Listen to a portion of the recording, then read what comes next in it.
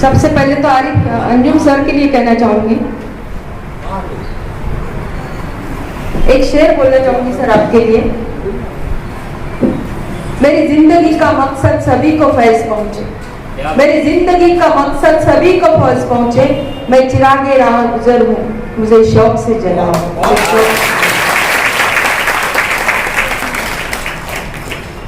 जिनको इनाम मिले हैं उनको मैं मुबारकबाद देती हूँ, जिनको नहीं मिले उनको और ज्यादा मुबारकबाद देना चाहूंगी। क्या बात है बेटा, क्या बात।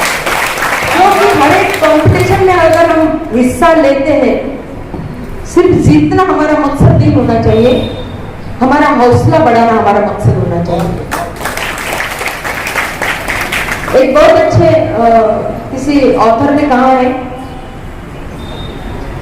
आई can accept not winning, I can accept not winning, but I can't accept not trying.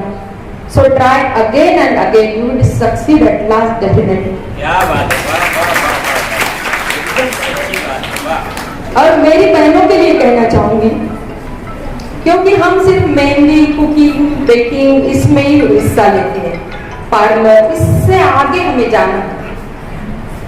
मेरी सोच में इससे आगे जो महिला जाती है वो सचमुच देश का हिस्सा बनती है। तुम्हारे लिए कहना चाहूंगी, कभी फूलों की तरह मत जीना मेरी बहनों, कभी फूलों की तरह मत जीना। जिस दिन टूटोगे पत्ती पत्ती होकर बिखर जाओगे। अगर जीना है तो पत्थर की तरह जियो, जिस दिन तराशी जाओगी खुदा बन जाओगी, खुदा बन जाओगी। एक 5 मिनट का वक्त लेना चाहूंगी। हम न्यूज़पेपर पढ़ते हैं ना, तो एक बात सुनो, जब हम न्यूज़पेपर पढ़ते हैं तो पहला पन्ना रहता है, सामने वाला पन्ना रहता है वो आज रहता है, बीच का पन्ना रहता है पास्ट टेंस जो आर्टिकल्स लिखे हैं, और लास्ट जो रहता है जहां पे सानिया मिर्जा खेली हो या जो भी प्लेयर्स खेले हो उनके लिए फ्यूचर रहता है।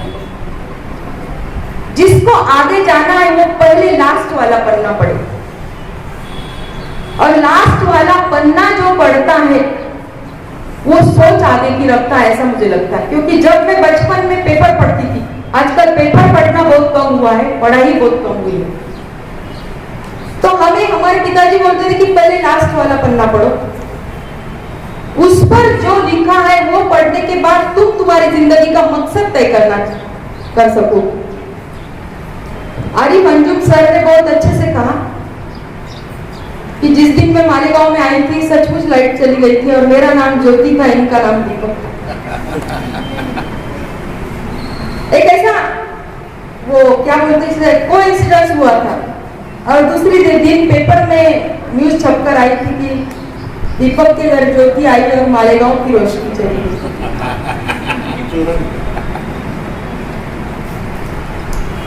लेकिन 30 साल में जो मैंने काम किया है, मैं सियासत को लेकर ज्यादा नहीं बात करती, लेकिन मेरी प्रोफेशन से वकील, मैं हर एक घर का दिया रोशन करने का काम करती हूँ।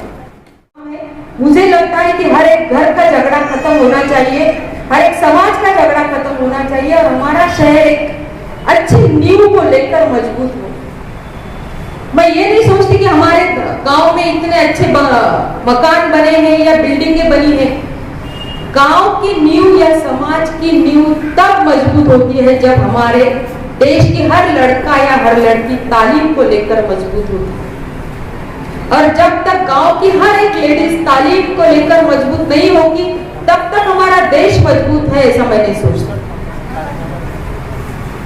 हम लोग तो आप आए, हम स्कूल तक जाते हैं, लेकिन कई ऐसी स्लम बस्ती में लड़के हैं, लड़कियां हैं जिन तक पहुंचना और जिनको स्कूल में लाना बहुत जरूरी है। कहा जाता है कि education is the chief defence of nation. हमारे नेशन का सबसे बड़ा हिस्सा क्या है? तो एजुकेशन। हर एक महिला, हर एक लड़का, हर एक लड़की, इसको लेकर हम मजबूत करेंगे। हम आए तो हमारे साथ एक तो हमारे रिश्तेदारी के लोग लड़कियों को स्कूल में क्यों नहीं भेजते, थोड़ी तहकीकात करके हमें उस हिस्से पर काम करना चाहिए। दूसरी बात मैं कहना चाहूंगी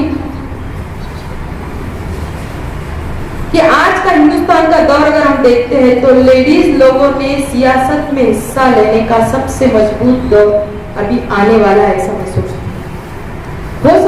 हमारे में से एक आधी मेयर बनेगी, हो सकता है आमदार बनेगी। हम हमारा फ्यूचर कभी बता नहीं सकते। मुझे कभी नहीं लगा था मैं मालेगांव में आऊंगी और कुछ ओहदे पे काम करूंगी। बहुत बार हम जो सोचते हैं वो होता नहीं और जो होता है वो हम सोचते हैं। इसीलिए हमारी सोच मजबूत रखो। सिर्फ मालेगांव तक हमारी सोच नहीं रखनी है, उसके आगे हमें जाना है। और सिर्फ किचन, घर, मेहंदी, ब्यूटी पार्लर, इसके भी आगे हमें जाना पड़ेगा।